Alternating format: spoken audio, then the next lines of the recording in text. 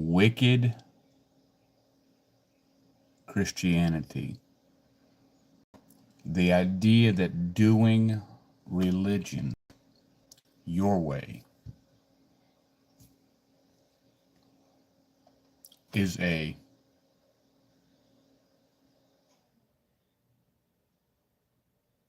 way of life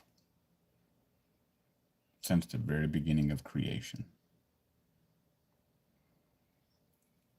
Man has been creating their own way, making their own religion, making their own belief system, and doing whatever they want because they don't want to do it God's way. This is Chris Huffman with Faithful Man, every day becoming a better man, and in the process, hopefully helping you do the same with tonight's Bible study.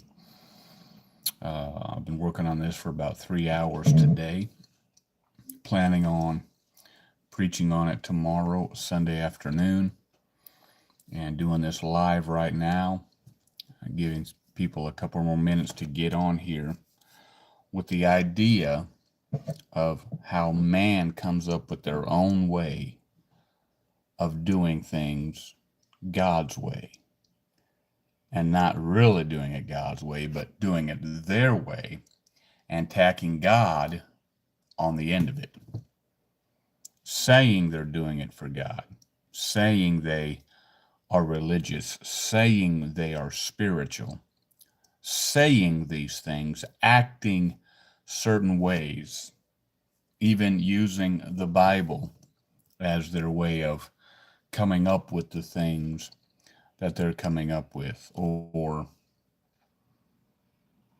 finding peace in doing it their own way and not God's, but still calling it God's way and being confused about that and thinking it's okay.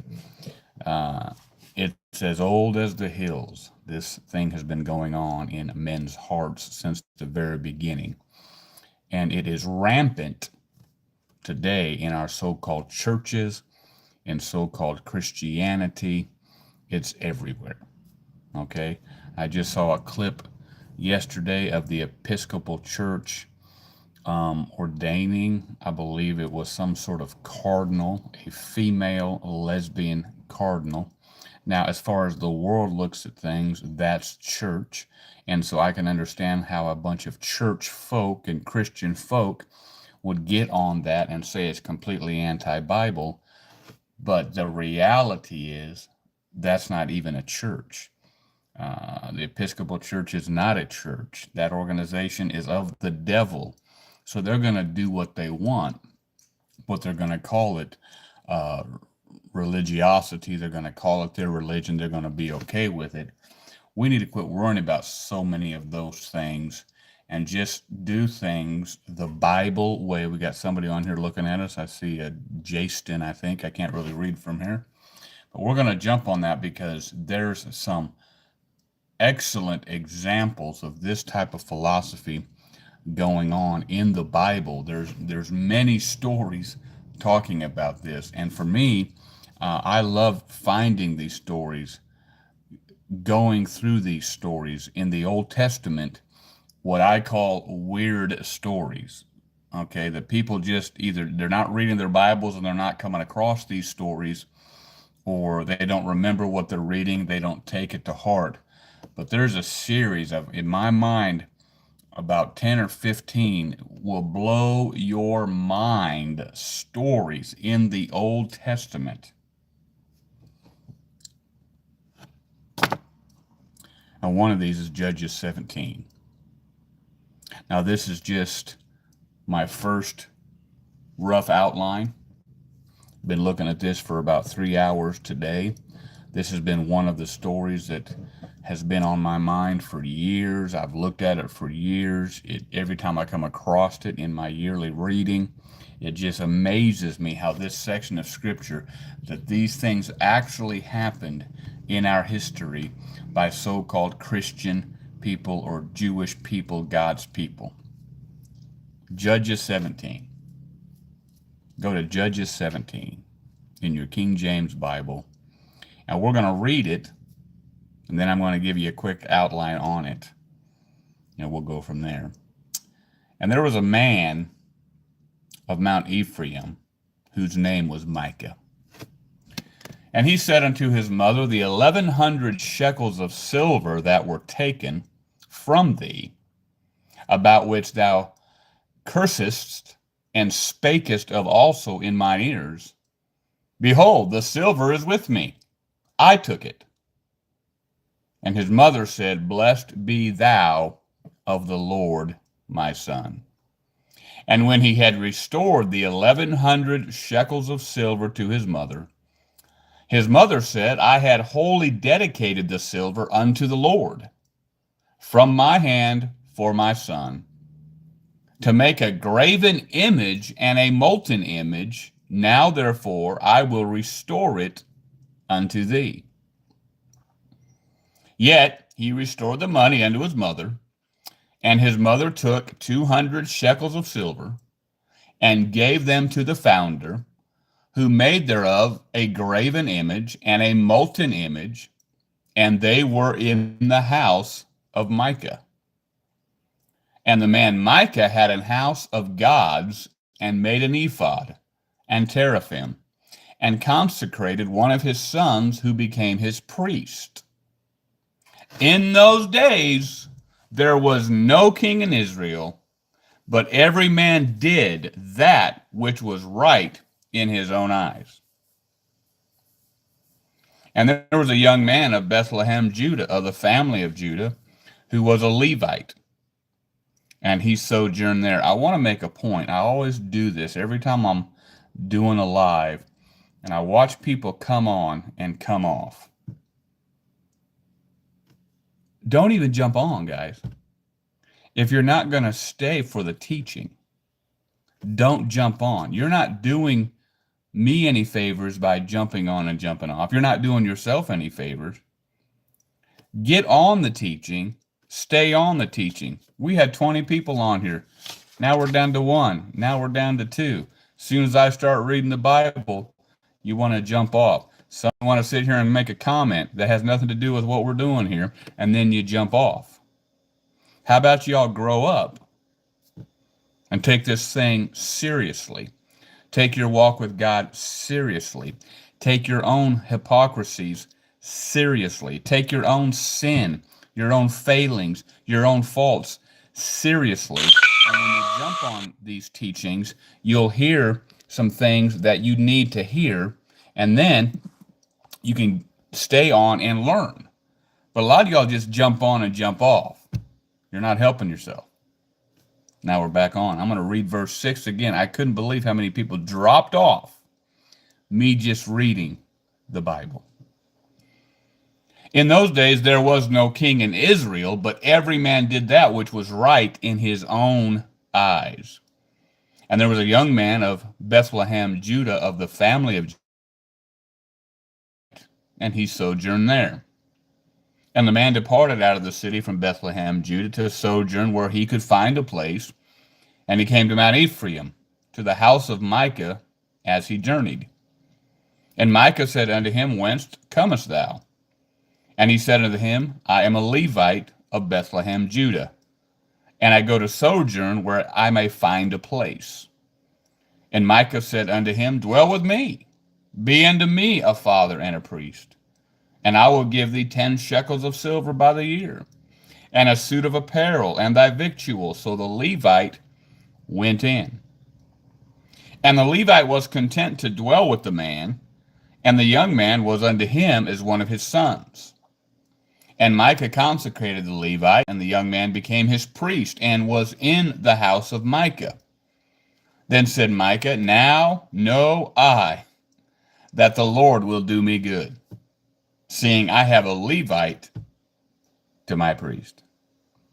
Now, I've got an outline here. We've been working on this for 3 hours today, as the Lord has given me liberty to put this outline together, and we're probably going to do a preaching on it tomorrow, Sunday, the Lord's Day. For now, we're just going to give a rough draft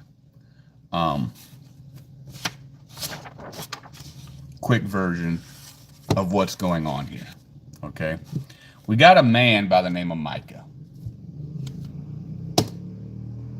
Okay, Micah, we're introduced to him as a thief.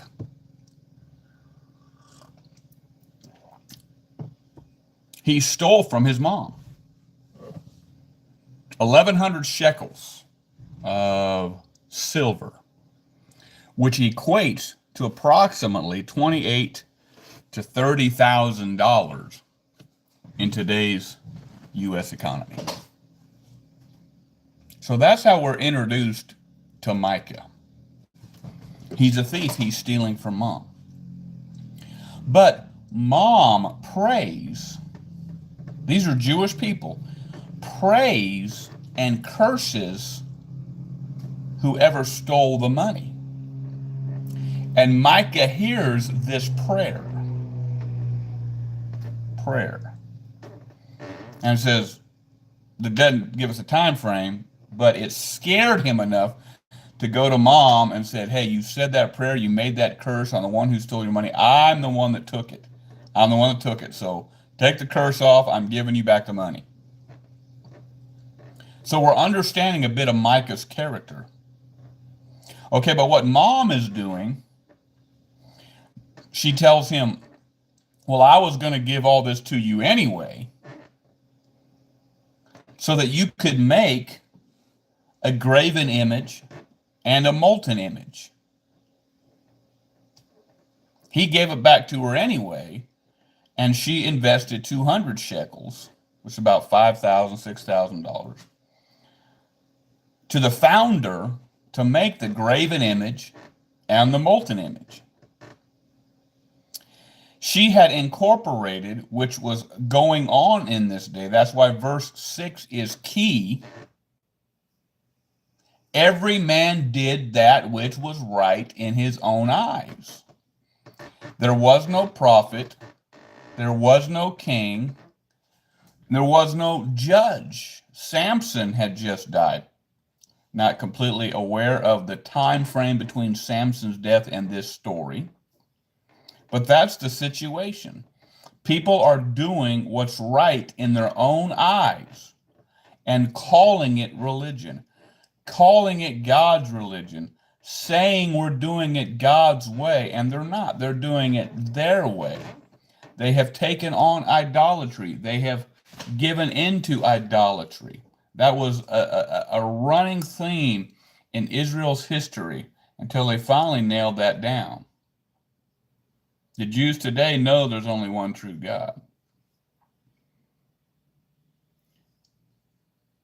So she's praying to God, and she's using these images, and she was going to give him some images, money to make his own images. And then it goes on, it says, and Micah had a house of gods. It was like he was a collector of these many gods. And I have never understood this type of idolatry.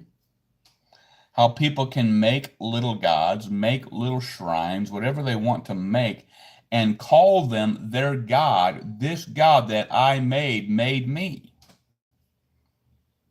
Okay? I don't really believe that anybody really believes that trash. People are motivated for some sort of religion or spirituality in their life. Hello, somebody just jumped on. But they don't want to do it God's way. And that's themed throughout history. Man wants some sort of religion and piety, but they don't want to do it God's way. All other religions, except for Christianity, there's some form of works salvation. There's something you have to do. It allows you to live however you want to live as long as you perform these certain acts, as long as you go to church, as long as you sanctify a Saturday or a Sunday. You can live like you want during the week as long as you practice this form of religion. And that's what we got going on here. The Jews are deep into idolatry. They don't have any godly leadership in their life, and they're doing their own thing.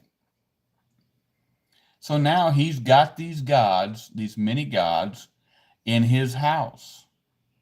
And instead of doing things God's way, he's going to come up with his own little version of, I'll call it Christianity. Technically, Christianity wasn't a thing yet, but doing it God's way, the God of Israel. So that's Micah. And then we're introduced to a young traveler, a Levite, a true Levite. The priest came in God's economy from the tribe of Levi. Now, all priests were Levites, but not all Levites were priests. Levites had a role in the priestly economy, and their jobs were centered around the tabernacle, but they were not priests. They will just say laborers in the priesthood. You had to come from Aaron's line to be a priest. So he is a Levite, but he's wandering. He's looking for a place because, like the theme of this particular section is, men were doing what's right in their own eyes, deep in idolatry, tagging God along, so they probably were not, with any amount of consistently, at the very least, tithing to the tabernacle, tithing to provide a living for the Levites and the priest. And so the Levites and priests were probably suffering, at least the ones that were trying to do things right. But we have many examples where the Levites and the priest as a whole were doing what was right in their own eyes as well. Okay? So he leaves home. He's looking to better his situation. There's nothing wrong with that. But as he's journeying, he comes to the house of Micah. They converse there at the door, it seems. Well, what are you doing here? I'm looking for a situation. And Micah proposes, well, why don't you just come here? You're a Levite. Be a priest, because Micah was already doing his own religion. He had made one of his own sons his priest that was not part of Levi. But now a Levite is at his door, and he knows the priests come from the Levitical line, and he knows you have to be from Aaron's line, but he's compromising already, so he's going to go ahead and do what he wants to do right now. Come be a father and a priest to me. Come be a spiritual leader for me. I'll make you a priest. He had no authority to do that. He has no authority to do it for this young man. This young man has no right to accept being a priest. And even though they did it, none of it was sanctioned by God. But that's what's going on. I'll give you a couple sets of clothes. I'll give you basically $25,000 to $26,000 a year, and you can live here and be my priest. And the ending verse says, then said Micah, now know I that the Lord will do me good, seeing I have a Levite to my priest. These are just precursor thoughts, rough outline. We'll be teaching a very specific, detailed outline, more teaching tomorrow. But I wanted to get this version of it out while it was burning on my heart. If anything we're saying here at Faithful Man resonates with you, you can direct message me. You can say something in the comments. We've got several different programs that help men with their spirituality, help men recover from a divorce or any kind of trauma or emotional instability they're having in their life. Just courses that help you walk with God. We've got all kinds of free content out there that you can just keep watching.